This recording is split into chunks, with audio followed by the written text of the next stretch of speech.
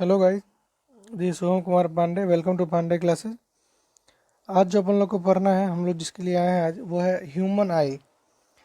हमने पिछले कुछ लेक्चर्स में रे ऑप्टिक्स को ख़त्म कर रखा था, मे बी अप्रैल के एंड में, may be. Okay, we have covered ray optics. Ray optics का कुछ पार्ट इसमें पढ़ना है जो कि ह्यूमन आई, जिसमें रे ऑप्टिक्स में हम लोग पढ़े थे मेनली मिरर के बारे में और लेंस के बारे में। बट ये जो ह्यूमन आई चैप्टर है, इसमें हम लोग पढ़ेंगे आई के बारे में, जो जो एटमॉस्फेरिक रिफ्रैक्शन हो रहा होता है उसके बारे में, और हम लोग पढ़ेंगे प्रिज्म के बारे में। ठीक है, प्रिज्म, ग्लास स्लैब, इसके बारे में नहीं पढ़े थे, उसके बारे में पढ़ेंगे कब, इस चैप्टर में पढ़ेंगे। ठीक, इस चैप्टर को टोटली मैंने 3 लेक्चर्स में कंप्लीट कर रखा है और उसका आज पहला लेक्चर है।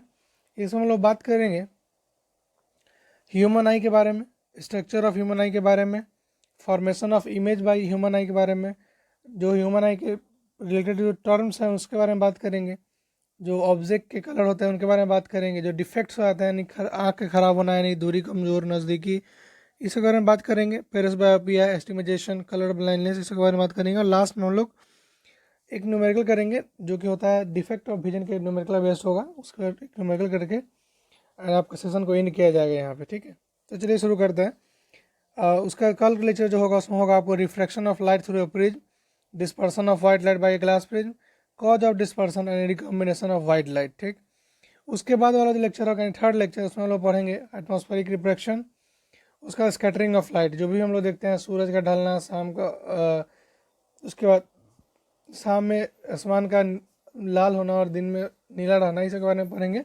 आखिर इसका वजह क्या है, इसके बारे में हम लोग देखेंगे थर्ड लेक्चर में। ओके, सो ये कुछ ब्यूटीफुल इमेज हैं जिनको आपके लिए लाया हूँ साझा करने के लिए। ये क्या है, ह्यूमन एंड कलरफुल वर्ल्ड का एक दृश्य दिखाता हुआ एक चेहरा है, एंड यू कैन सी कि कितना अच्छा लगता है। आँख होना कितना ज़रूरी है आप समझ सकते हैं। आप फील करके देखिए कि अगर आप जो अंधे हैं उनका क्या होता होगा, जो इस कलरफुल वर्ल्ड को देख नहीं पाते होंगे। समझ रहे हैं ना।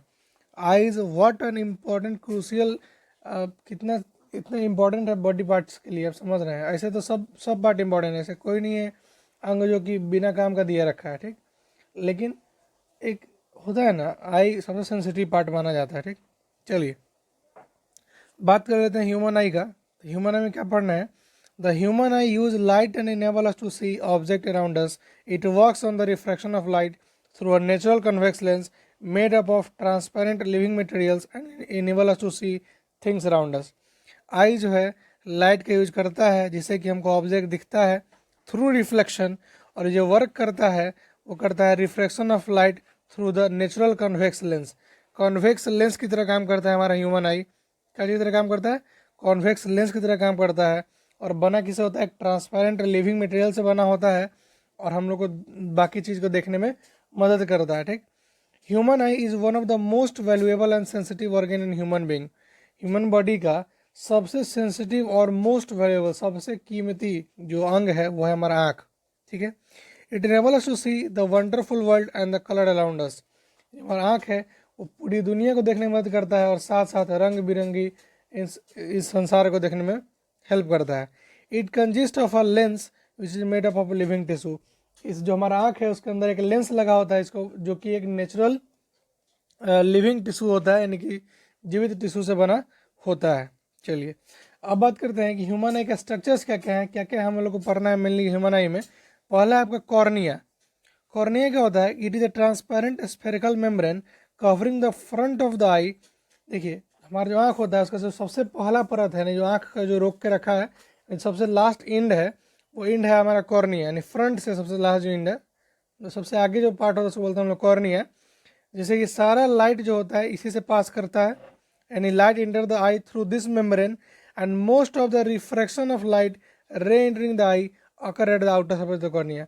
जितना भी बहुत ज़्यादा ही रिफ्रैक्शन बाहर ही सरफेस पर, नहीं कॉर्निया पर ही हो जाता है, उसके बाद लाइट इंटर करता है अंदर।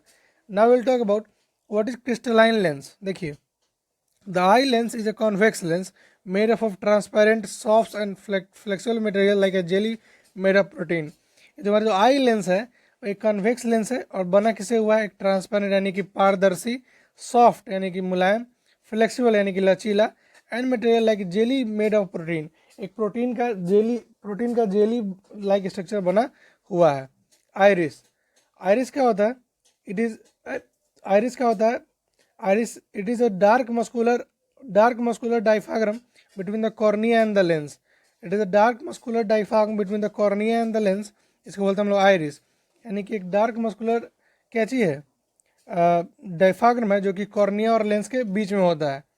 It control the size of the pupil. जो पुपिल होता है उसका साइज को क्या करता है? कंट्रोल करता है। आयरिस का होता है एक डार्क मस्कुलर डायफ्राग्म होता है कॉर्निया और लेंस के बीच में, and it control the size of pupil. Pupil के साइज को कंट्रोल करता है। It is the colour of the iris that we call the colour of the eye. जो हम लोग बोलते हैं कि आपका आँख नीला है, काला है, वो सब आइरिस का कलर होता है, न कि आई का कलर होता है। समझ रहे हैं? आइरिस का कलर होता है ब्लैक ब्लू, जो आप देखते हैं वो सब क्या होता है? आइरिस का कलर होता है, जिसको हम लोग बोलते हैं कि आपका ये आँख का कलर है। ठीक। Now will talk about pupil. What is pupil? देखिए, it is a small hole between the iris through which light enter the eye. Pupil एक ऐसा स्मॉल होल है आइरिस में जिससे कि थ्रू लाइट इंटर करता है हमारे आई के अंदर। ठीक। In dim light it open up completely due to expansion. जब रात का अंधेरा रहता है तो ये क्या करता है? पूरा के पूरा टर्न करके पूरा खुल जाता है। लेकिन जब ज़्यादा लाइट पड़ता है तो क्या करता है? ये सिकुड़ करके थोड़ा कम हो जाता है। इसके कारण क्या होता है? लाइट कम इंटर करता है कब? जब हम लोग ज़्यादा धूप में रहते हैं। और लाइट ज़्यादा इंटर करता है कब? जब हम लोग अंधेरे में रहते हैं। क्योंकि अंधेरे में हम लोग को देखने की इच्छा होती है, तो हमारा जो पुपिल होता है वो क्या करता है? एक्सपैंड कर जाता है। एक्सपैंड करने से क्या होता है? लाइट ज़्यादा इंटर करता है और अच्छा सा चीज़ दिख पाता है, यानी कोशिश करते हैं देखने का। वहीं दिन में जब लाइट बहुत रहता है, हम लोग क्या करते हैं? अपने क्या करता है? हमारा जो आई है उसका अपना खुद का फंक्शन है कि उसको क्या करता है? अपना साइज को क्या करता है? छोटा कर लेता है, जिससे कि लाइट इंटरिंग कम होता है। सोचिए कि इतना लाइट होता है सूरज के पास, और आप उस पर आप देख रहे होंगे और पूरा का पूरा लाइट आपके अंदर इंटर कर जाए तो आपका क्या हाल होगा आँख का? समझ रहे हैं ना? इसलिए आँख हमारा अपने आप सिकुड़ जाता है जब ब्राइट लाइट को देखते हैं हम लोग तो। ठीक। Now will talk about ciliary muscles. देखिए, सिलियरी मसल क्या होता है? They hold the lens in position and help the modify the curvature of the lens. जो सिलेरी मसल क्या करता है? लेंस को पकड़ के रखता है, ठीक, ताकि कि हिले नहीं, and help in modification and modifying the curvature of the lens. Lens के कर्वेचर को मॉडिफाई करता है, यानी कब छोटा रखना है, कब बड़ा करना है। मतलब उसको समझिए कि रिवर एक बैंड की तरह काम करता है। Okay, let me take my pen so that I will teach you clearly. देखिए, और मान लेते हैं हमारा एक लेंस है, ये हमारा जो ह्यूमन आई का लेंस है, क्या करता है कि जो सिलेरी मसल होता है ना दोस्त, वो यहाँ पे होता है, यहाँ पे और यहाँ पे। ठीक है। इसका अंदर का प्रॉपर्टी है कि या तो इसको खींच सकता है इधर इधर, या इसको पुश कर सकता है नीचे की तरफ, मतलब होल्ड करके रखता है, यानी कि ये इसको पूरा की तरफ पकड़ के रखता है। कौन? Ciliary muscle. किसको? लेंस को। Next, what is retina? देखिए, it is the light sensitive surface of the eye on which the image is form. Retina एक ऐसा सरफेस है जहाँ पे हमारा जो इमेज होता है, यानी लाइट जब इंटर करता है ह्यूमन आई में, तो जो इमेज बनता है, इमेज बनता है रेटिना पर। ठीक। रेटिना क्या करता है कि रेटिना के पास दो सेल होता है, रॉड और कोन। यानी एक लाइट सेंसिटिव सेल होता है रेटिना के पास, जिसका नाम है रॉड्स, एंड कोन्स नाम है। रॉड कोन रिस्पॉन्ड करता है इल्यूमिनेशन पे, यानी कि जो दृश्य देख रहा है उसको इल्यूमिनेट करता है। And their number is around 125 million. समझिए, तो 1 मिलियन में 10 लाख, तो 125 यानी कि 1200 करीब करीब आपको 12 करोड़ 50 लाख करीब करीब रॉड्स और कोन्स होता है हमारे रेटिना के अंदर। समझ रहे हैं? Number of rod cell is greater than number of cone cell. और जो रॉड सेल होता है वो ज़्यादा होता है कोन सेल के मुताबिक। समझ में आ रहा है? ठीक है। देखिए, this cell generate signals which are transmitted to the brain through optics nerve. यही जो सेल सब जो होते हैं, यानी कि रॉड सेल, कोन सेल, क्या करते हैं? जनरेट करते हैं सिग्नल, जो जिससे कि सिग्नल जो होता है हमारा ऑप्टिक नर्व से ब्रेन की तरफ सिग्नल चला जाता है। समझ में आया? कोई दिक्कत, परेशानी, कष्ट कुछ नहीं ना? कुछ है तो बोलिए। कैसे बोलें सर? आप कमेंट करिए, है ना? I will deal with it. Okay.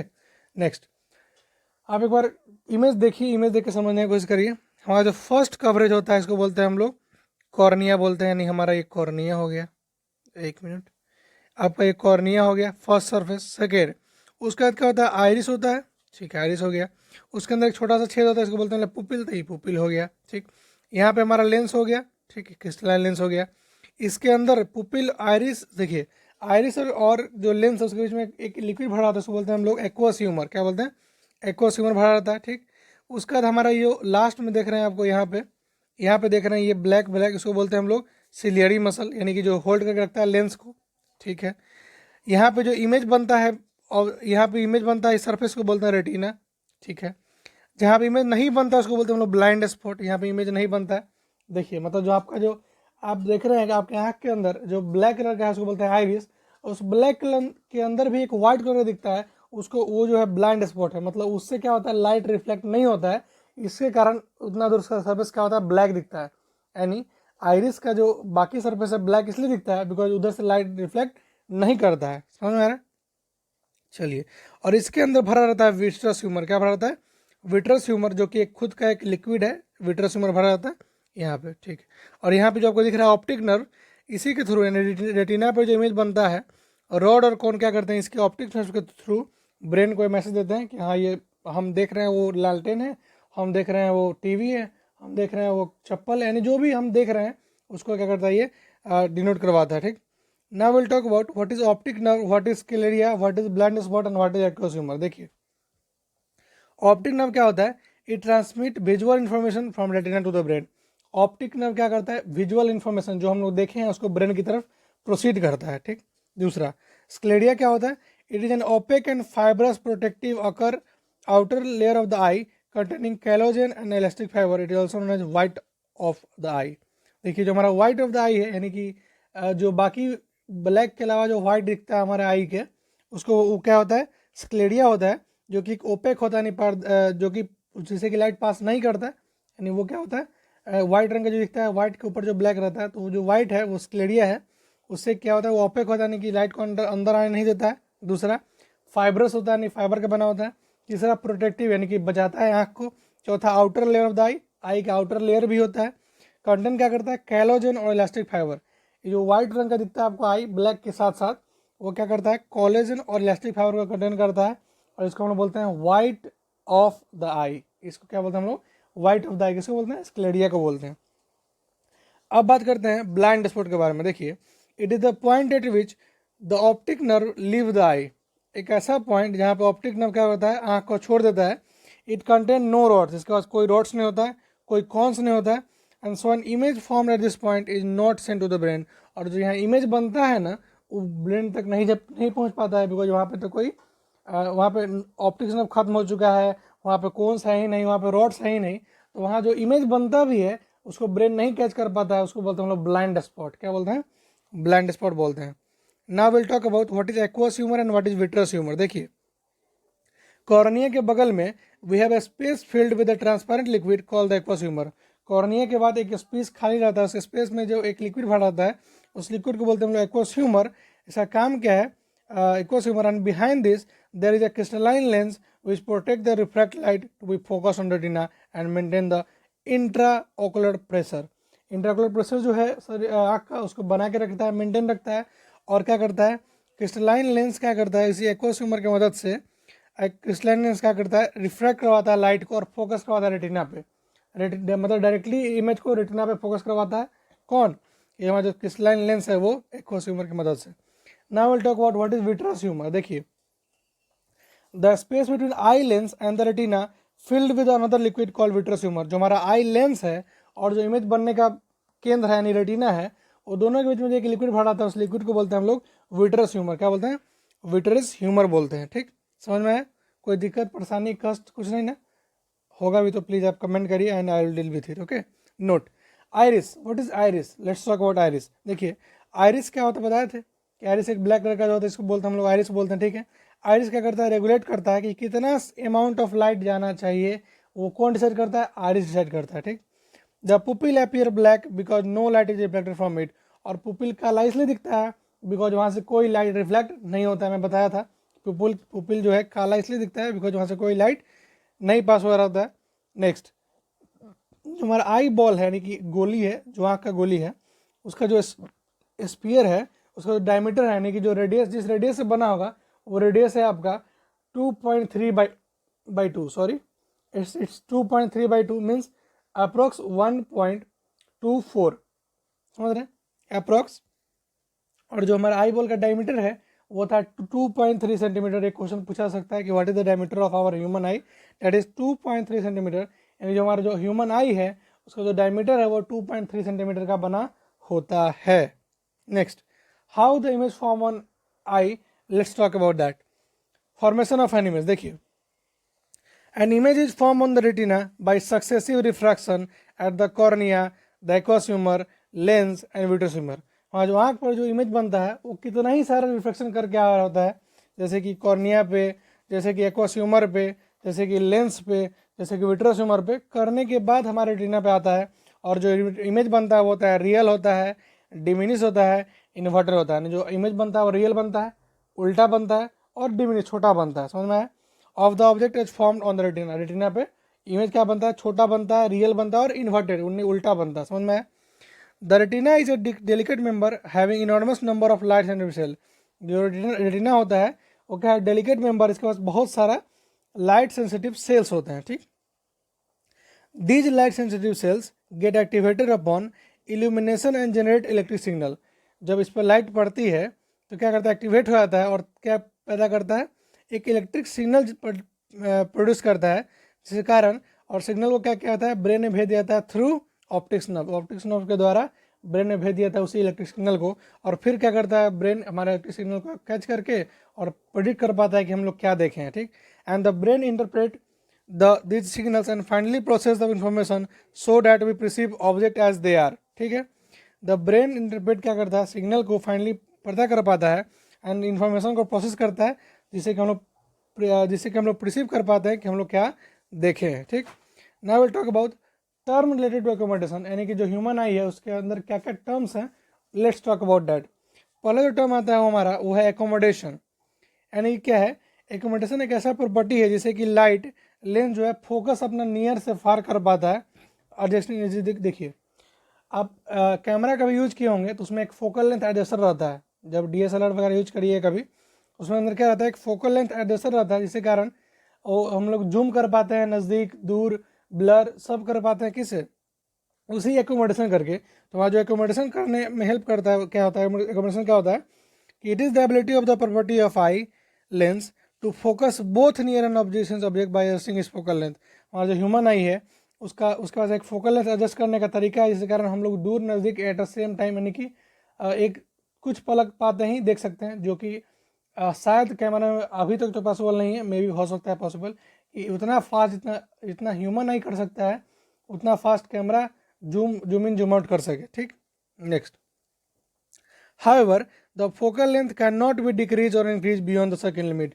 लेकिन जो हमारा आँख का जो लिमिट है उस लिमिट से ज़्यादा या कम फोकल लेंथ को नहीं किया सकता है, due to which a healthy person can not view clearly if the object is held too close and too far from the eye. इसीलिए एक जो स्वस्थ आदमी है वो 25 सेंटीमीटर के आगे का ऑब्जेक्ट और काफ़ी दूर का ऑब्जेक्ट क्लियरली देख नहीं पाता है। ठीक, हमारा जो ह्यूमन आई है वो मेनली 25 सेंटीमीटर नज़दीक और इन्फिनिटी तक देख सकता है। ठीक, अनंत काल तक देख सकता है, लेकिन शुरुआत जो है जो हमारा 25 सेंटीमीटर ही है, उसी पर नॉर्मल में दिखा देता है। और आप 25 से नज़दीक लाइएगा तो आपका आँख हो जाएगा, आपकी आँख की, समझ रहे हैं, जो ही हो जाएगा। ठीक, देखिए जब सिलेरी मसल रिलैक्स रहता है तो क्या होता है? Eye lens thin, focal length large. जब आई लेंस थिन होता है यानी पतला होता है तो फोकल लेंथ बड़ा हो जाता है। और जब सिलेरी मसल टेंस होता है जता जाता है तो आई लेंस क्या होता है? मोटा हो जाता है, जिसके कारण फोकल लेंथ छोटा हो जाता है।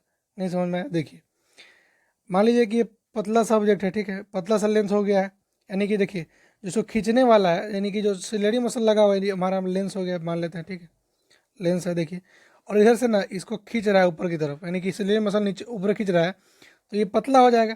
और पतला होकर क्या हो जाएगा? इतना लंबा हो जाएगा। जब लंबा हो जाएगा तो आराम से काफ़ी दूर तक इसका देखने की क्षमता रहेगा। ठीक है, लेकिन जब वही इसको क्या करेगा? देखिए, जब वही इसको क्या कर देंगे हम लोग, इसको ना ये सिलेरी मसल क्या करेगा? अंदर की तरफ पुश करेगा। ठीक, अंदर की तरफ पुश करेगा तो क्या होगा? ये धंसेगा, और धंस कर क्या हो जाएगा? काफ़ी मोटा हो जाएगा। फिर क्या होगा? फिर हम लोग एक छोटा डिस्टेंस देख पाएंगे, ज़्यादा बड़ा नहीं देख पाएंगे। इस तरह से क्या करता है? सिलेरी मसल लेंस की मदद से फोकल लेंथ को एडजस्ट कर पाता है। ठीक, देखिए, ciliary muscle help in accommodation by changing curvature of eye lens. Eye lens के कर्वेचर को, यानी कि जो जो कॉर्नर है उसको छोटा बड़ा कर करके सिलेरी मसल क्या करता है? एकोमोडेशन करने में मदद करता है। अब जो यही सिलेरी मसल बूढ़ा हो जाने के बाद, मतलब एज बीतने के बाद सिलेरी मसल काम करना बंद कर देता है। काम करना बंद नहीं करता, मतलब कि उसका प्रॉपर्टी लूज हो जाता है। जैसे मान लीजिए रबर ही है, उसका इलास्टिक प्रॉपर्टी लूज हो जाएगा तो खुद नहीं काम करेगा। उसी तरह सिलेरी मसल का इलास्टिक प्रॉपर्टी लूज होने के कारण जो वृद्ध व्यक्ति हैं उनको दूर नज़दीक करने में दिक्कत होता है, लेकिन हम लोग आराम से कर सकते हैं। ठीक। व्हेन मसल्स आर रिलैक्स, जब मसल रिलैक्स होता है तो lens become thin and focal length increases. बताए थे कि जब मसल रिलैक्स होता है तो लेंस पतला हो जाता है, इसी कारण फोकल लेंथ दूर का देख सकते हैं।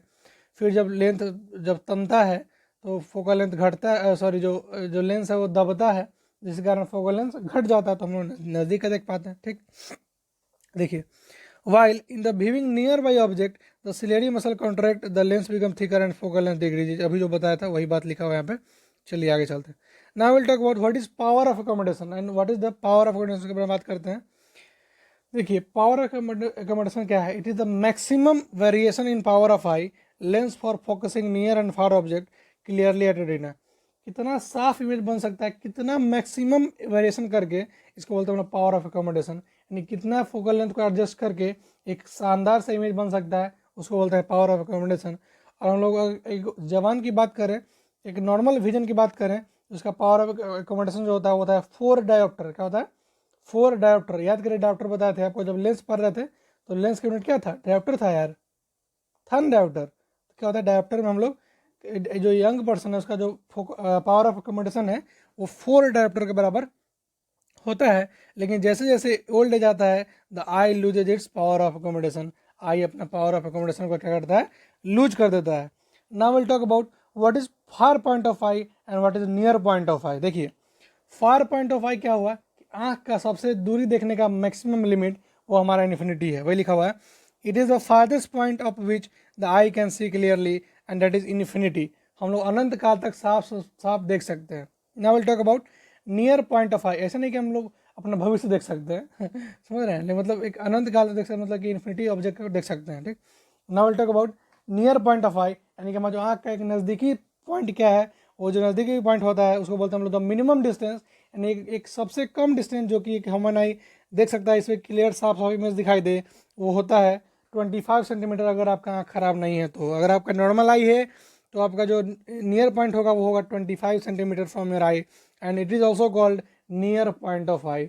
इसको हम लोग बोलते हैं नज़दीकी दूरी आई का देखने का है वो 25 है, और जो मैक्सिमम दूरी है वो इन्फिनिटी यानी अनंत काल तक आप देख सकते हैं। देखिए जो लिस्ट विजन होता है 10 साल के एज में 18 सेंटीमीटर होता है। जो लिस्ट डिस्टेंस होता है वो 20 साल के एज में 25 सेंटीमीटर होता है। जो लो लीस्ट डिस्टेंस होता है 40 साल के उम्र में वो 50 सेंटीमीटर होता है।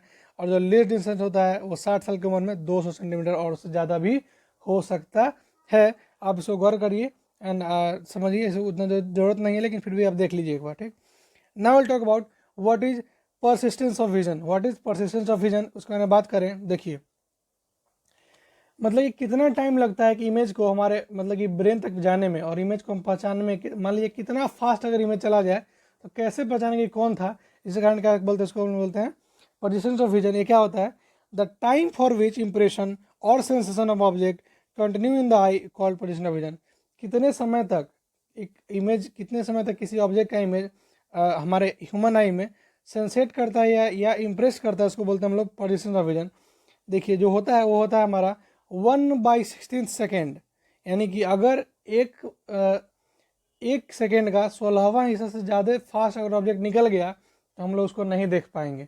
मतलब एक सेकेंड का 16वां सेकेंड, यानी एक सेकेंड का 16वां पार्ट से कम सेकेंड में अगर कोई चीज़ निकल गया तो उसको हमारा ह्यूमन आई कैच नहीं कर पाता है।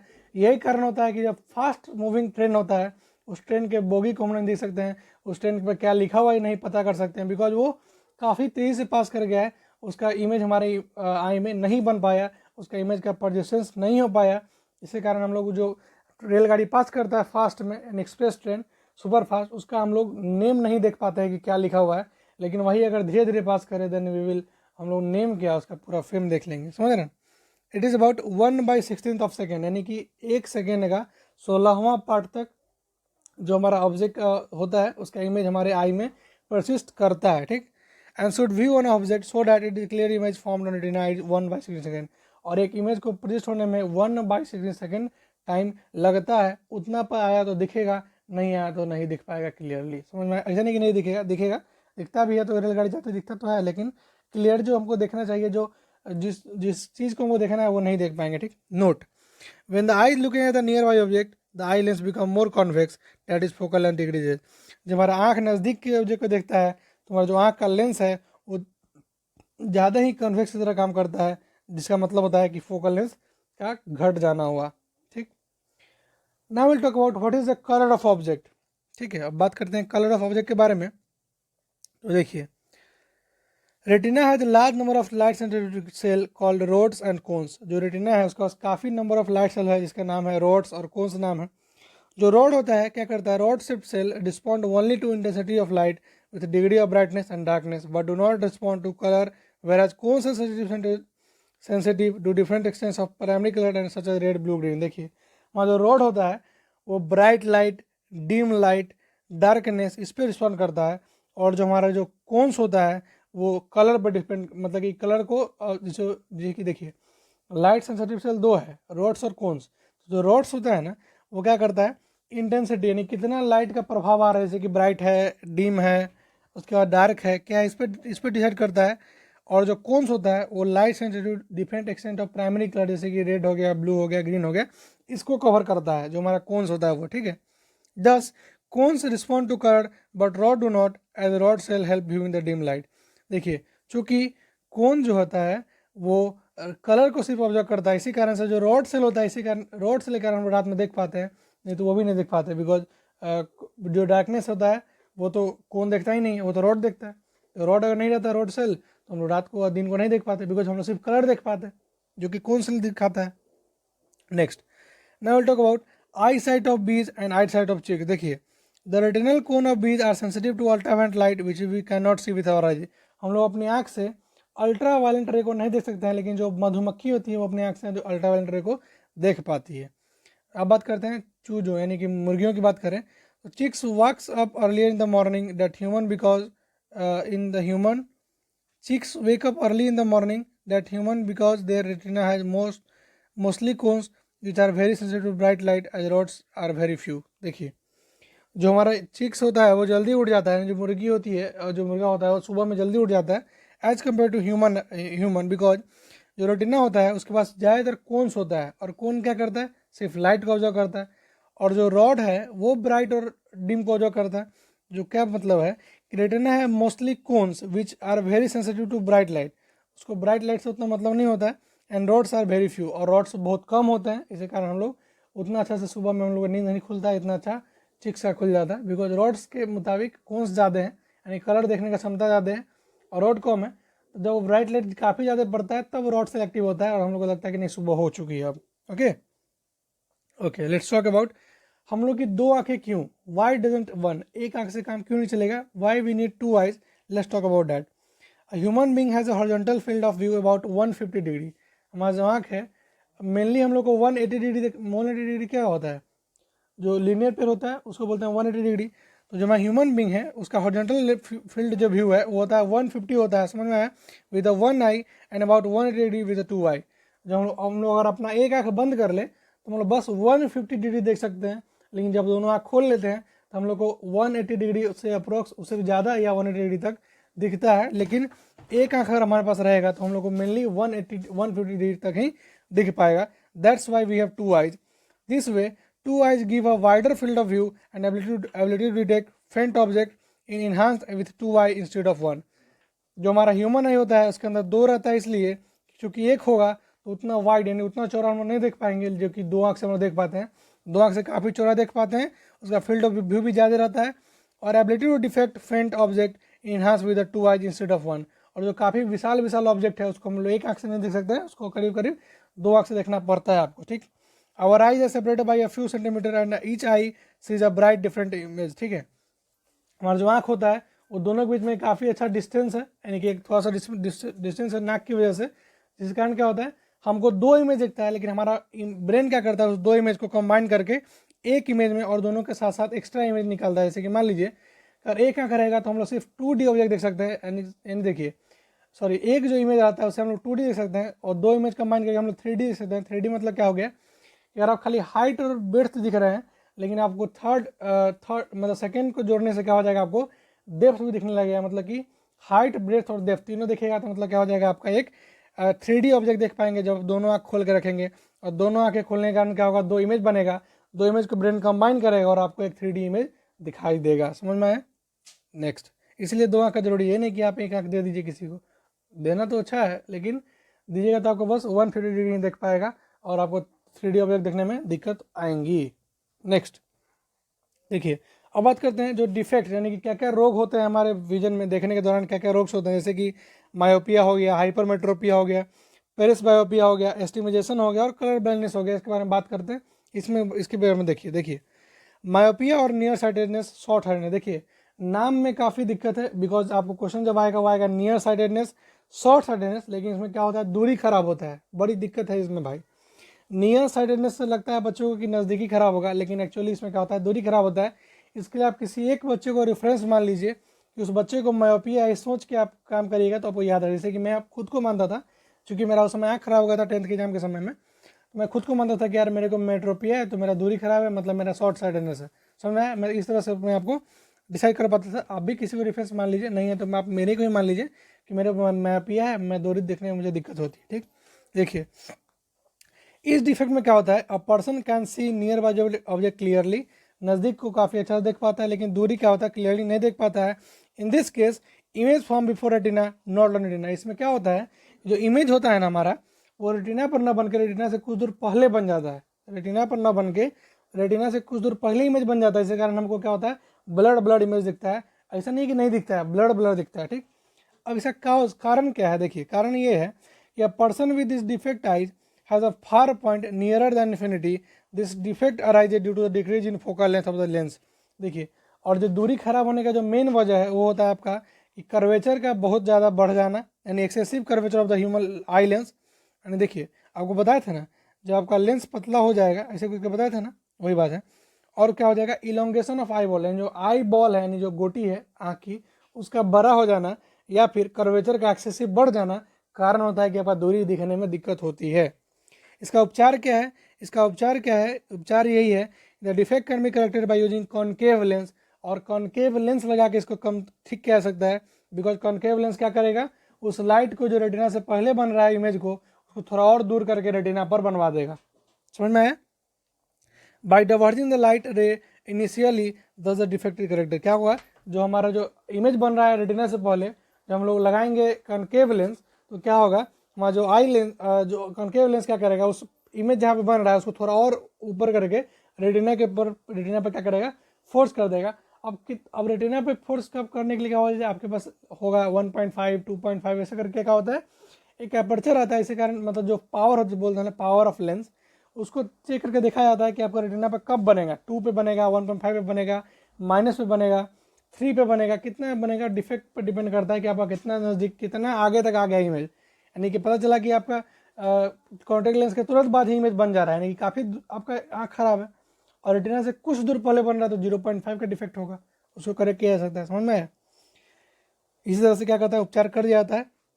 देखिए इसमें क्या होता है, मेनली जो आई यहाँ पे क्या इमेज यहाँ बनना चाहिए था, लेकिन इमेज कहाँ बन गया, यहाँ बन गया। जो हम लोग आई लेंस लगा लेते हैं, यानी जो कॉन्केव लेंस लगाते हैं, तो हम क्या करता है, ये लाइट को डाइवर्ज करके और क्या करता है, रेटिना पे फोर्स करता है, जिसके कारण हम लोग अच्छा से देख पाते हैं। आप इसका एक बार स्क्रीनशॉट ले लीजिए या फिर आप देखिए कि समझ में आया कि नहीं आया। ठीक है, आगे चलते हैं। ठीक, देखिए now will talk about hypermetropia और लॉन्ग साइटेडनेस। इसमें भी वही बात, लॉन्ग साइटेडनेस और फार को देख करके बच्चों को लगता है कि दूरी खराब होगी, लेकिन इसका उल्टा है, इसका मतलब होता है नज़दीकी खराब। समझ में आया, इसमें नज़दीकी खराब होता है। इसके कारण क्या होता है, जो आदमी होता है क्या होता है, in this defect a person can see distance object clearly but can not see nearby object clearly. दूरी तो अच्छा से देख पाता है, लेकिन नज़दीकी को देखने में दिक्कत होती है। Person with this defect has a near point farther away from the normal I point 25 centimetre. इसमें क्या होता है, जो ह्यूमन आई है उसका जो नियर पॉइंट होता है वो 25 सेंटीमीटर से दूर चला जाता है। ठीक, in this case the image form beyond retina. इसमें क्या होता है, उसमें क्या था कि जो रेटिना था उससे पहले इमेज बन रहा था, इसमें क्या होता है रेटिना के बाद इमेज बनता है। तो इसमें क्या करेंगे, कॉनकेव लेंस लगा देंगे, तो इमेज को क्या करेगा, आगे की तरफ पॉइंट कर देगा और रेटिना पे डाल देगा। समझ में आ रहा है, देखिए सॉरी कॉन्वेक्स लेंस लगा देंगे। कॉज क्या होता है इसमें, this defect is right due to the following cause. उसमें क्या था, आई इलोंगेट होना, यानी कि बॉल का बढ़ जाना और कर्वेचर का इलोंगेट हो जाना। इसमें क्या है, focal length of eye lens become large, focal length का बढ़ जाना। दूसरा क्या, आई बॉल का छोटा हो जाना, so that image formed is behind retina, जिसके कारण इमेज क्या होता है, रेटिना के बाद बनता है। इसका उपचार क्या है, रेमेडी क्या है, this defect can be corrected by using convex lens of appropriate power, किसी एक अप्रोप्रिएट पावर का कॉन्वेक्स लेंस लगाने से ये दूरी ठीक हो सकती है। A convex lens suitable power will bring the image back on retina by converging light ray initially. इसमें क्या होगा, जो कॉन्वेक्स लेंस होगा वो जो इमेज होगा रेटिना पे, उस जो कॉन्वेक्स लेंस होगा सुटेबल पावर का, वो क्या करेगा, इमेज को पीछे की तरफ लाएगा, कन्वर्ट करके कहाँ पे, इनिशियली कन्वर्ट करके पीछे की तरफ ला देगा रेटिना पे, जिसके कारण आप आराम से देख पाएंगे एंड 10 डिफेक्ट डिटेक्ट है। इसी कारण क्या होगा, डिफेक्ट सही हो जाएगा। इसमें देखिए क्या होता है, यहाँ पे इमेज बनने लगता है, इसको हम लोग जब कन्वेक्स लेंस लगाते हैं तो इमेज को क्या करता है, पॉइंट आउट करके रेटिना पे डाल देता है, जिसके कारण ठीक बात है। आप ये चारों डायग्राम और ये दोनों में से कोई एक क्वेश्चन तो पक्का पक्की आता है एग्जाम में और आएगा ही। आपको पेरिस बायोपिया पूछ दे तब, आपको एस्टिमेशन पूछ दे तब, आपको हाइपरमेट्रिया पूछ दे तब, आपको मायोपिया पूछ दे तब, लेकिन ज़्यादा चांस रहता है आपको मायोपिया और हाइपरमेट्रिया पूछे, उसका डिफेक्ट, रिमेडी और डायग्राम कैसे बनाना है। अब मान लीजिए 5 नंबर क्वेश्चन आएगा कि what do you mean by hypermetropia, how it is corrected and draw neat clean diagram. तो आप पहला लिखिए कि नियर पॉइंट फार पॉइंट होता क्या है, दूसरा पॉइंट क्या लिखिएगा, इसमें क्या हो जाता है, तीसरा पॉइंट क्या होता है, इसका कारण क्या है, चौथा क्या है, इसका रेमेडी क्या है, और 5वें पॉइंट में इसका डायग्राम बना दीजिएगा। टीचर खुश, आपको 5 में 5 नंबर मिल जाएगा। ठीक, आगे चलते हैं। देखिए, the far point of an eye suffering from myopia is less than infinity. जो दूरी होता है मायोपिया सफर करने वाला लोग का, वो कम, जो मतलब नज़दीक आ जाता है, मतलब इन्फिनिटी से कम, इन्फिनिटी से पहले आ जाता है, मतलब और हम लोग इन्फिनिटी देख पाते हैं, दूरी कैसे खराब होती है हमारा, यानी कि हमारा जो फार पॉइंट है वो काफ़ी नज़दीक आ चुका है। और जो हाइपरमेट्रोपिक आई होते हैं, उसका जो नॉर्मल पॉइंट 25 सेंटीमीटर होता है नज़दीकी वाला, वो उसका दूर चला जाता है। क्या होता है, वो दूर चला जाता है, मतलब वो 40-50 सेंटीमीटर पर चला जाता है, तब जाकर वो दिखता है। 25 को नहीं दिखता है, नज़दीक पे नहीं दिखता है, दूर पे दिखता है। मतलब आपका जो नियर पॉइंट है वो काफ़ी दूर चला गया, और जो मायोपिया वाला पर्सन है उसका फार पॉइंट काफ़ी नज़दीक चला आया। ठीक, next, now will talk about presbyopia. What is presbyopia? देखिए, it is found in the old age people. In this defect one cannot read comfortably and clearly. For most old age people, the near point gradually recedes away. Sometime a person may suffer from both myopia and hypermetropia. जैसे जैसे as बीतती जाती है, एक और defect आता है जिसमें कि आदमी नहीं पढ़ पाता है और नहीं देख पाता है, इसको बोलते हैं हम लोग पेरिस बायोपिया। इसमें क्या होता है, नज़दीक के साथ साथ दूरी भी खराब हो जाती है, और इसमें इसके कारण क्या होता है, इसके कारण होता है हमारा सिलियरी मसल का वीक हो जाना, या फिर हार्डनिंग ऑफ आई लेंस और लूज और लॉस ऑफ इलास्टिसिटी, और जो इलास्टिसिटी लचीलापन है वो उसका ख़त्म हो जाना, या फिर जो आई लेंस है उसका उसमें एक हार्डनेस आ जाना। इसके कारण क्या हो जाएगा, यानी जब मान लीजिए कि आई लेंस हार्ड हो जाएगा तो पचकेगा नहीं और फूलेगा नहीं, तो लेंथ, फोकल लेंस क्या हो जाएगा, मतलब कि एडजस्ट नहीं हो पाएगा, एकोमोडेशन प्रॉपर्टी ठीक से फॉलो नहीं होगा, और ऐसा नहीं होगा तो दोनों क्या हो जाएगा, खराब हो जाएगा। और इसको ठीक करने के लिए हम क्या करते हैं, वी यूज बाई फोकल और वारी focal lens which consist of both concave lens and convex lens. The upper portion consists of concave lens and the lower portion consists of convex lens. देखिए, आप एक देखे होंगे ऐसा चश्मा, इसमें एक ऐसा चश्मा रहता है और यहाँ पे एक लगा रहता है, जिसमें कि ये वाला पोर्शन जो होता है वो होता है आपका कॉन्वेक्स लेंस, और जो ये वाला पोर्शन होता है उसको बोलते हैं हम लोग कॉन्केव लेंस। ये आपको दिखता है नज़दीकी के लिए, और सॉरी ये देता है आपको दूरी के लिए और देता है आपको नज़दीकी के लिए। मतलब जब आप किताब पढ़ें तो आप इसका इस्तेमाल करें, और जब आप दूर देखें तो आप इसका इस्तेमाल करें। इसलिए ऐसा एक बाई फोकल लेंस यूज किया जाता है जब आपका दोनों आँख यानी दूरी नज़दीकी दोनों खराब है, तो then we use bifocal lens. Okay, now will talk about estimation. देखिए, एस्टिमेशन क्या होता है, in this defect eye can not focus object but both in horizontal and vertical clearly. इसमें क्या होता है, ना ही सतह पर और ना ही वर्टिकल में ना ही हॉरिजॉन्टल में हमारा जो आई है वो ऑब्जेक्ट को फोकस कर पाता है, इसको बोलते हैं हम लोग एस्टिमेशन। इसके कारण क्या होता है, इम्परफेक्ट शेप, यानी कि जो कॉर्निया है उसका शेप बदल गया हो, यानी कि क्या स्पेरिकल से अलग कुछ और हो गया होगा, और उसका दोनों लेंस खराब हो गया होगा। ठीक है, इसी कारण इसका उपचार क्या है, this defect can be use by cylindrical cell, एक सिलेंड्रिकल लेंस लगा करके या फिर सर्जरी करके इसको ठीक किया जा सकता है।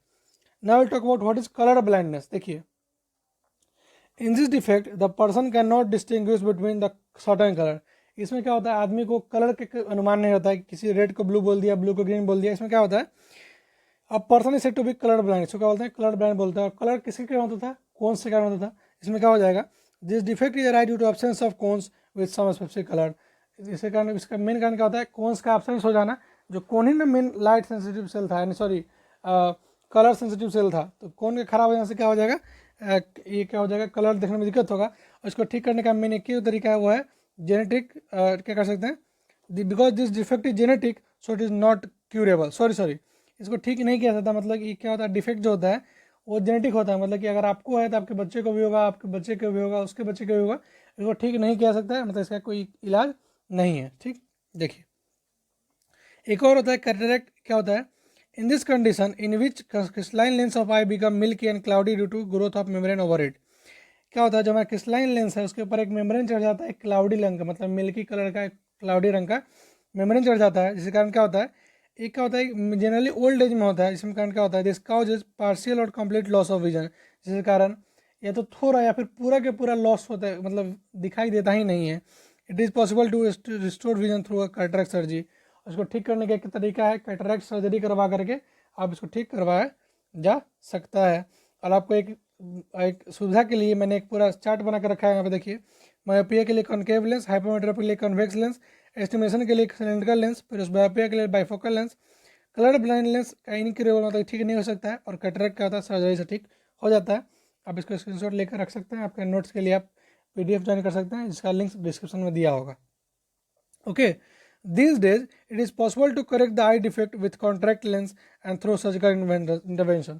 अब के समय में आँख को ठीक किया जा सकता है किसके द्वारा, कॉन्टैक्ट लेंस के द्वारा या फिर इंटरवेंशन सर्जरी के द्वारा। ठीक, contact lens are a small lens placed in the contact with the eye lens which is replaced by traditional spectacles। क्या होता है, जो हम चश्मा लगाते हैं उसको हटाने का एक तरीका है कि क्या करें, आप कॉन्टैक्ट लेंस को आप क्या करें, कॉर्निया पे एडजस्ट कर लें। ठीक, इसके कारण क्या हो जाएगा, आप देखने में दिक्कत नहीं होगी।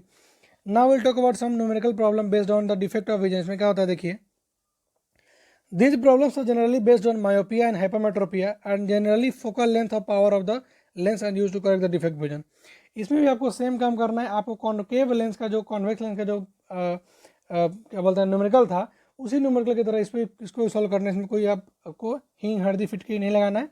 जैसा आप कॉन्केव या कॉन्वेक्स लेंस का सॉल्व करते थे क्वेश्चन को, उसी तरह आप इसका क्वेश्चन को सॉल्व करिएगा। इसमें क्या होता है, देखिए, where F is focal 1/f is equal to 1/v minus 1/u। ठीक, इसमें क्या होता है, इन दिस एफ क्या होता है, फोकल लेंथ ऑफ लेंस जो कि पॉजिटिव होता है, और किसके लिए, कॉन्केव के लिए, कॉन्वेक्स के लिए, और निगेटिव किसके लिए होता है, कॉन्केव के लिए होता है। ठीक, भी क्या होता है, इमेज डिस्टेंस, यू क्या होता है, ऑब्जेक्ट डिस्टेंस। अगर आपको नहीं समझ में आ रहा है कि क्या बता रहा हूँ, तो आप रे ऑप्टिक्स का लेक्चर नंबर 5 या 6 देखिए, जिसमें हम लोग कॉन्केव मिरर और कॉन्वेक्स मिरर के कॉन्वेक्स लेंस और कॉन्केव लेंस के बारे में बात किए हैं, उसमें हम लोग अच्छा समझाएं इसके बारे में, आप वहाँ पर जाके देख सकते हैं।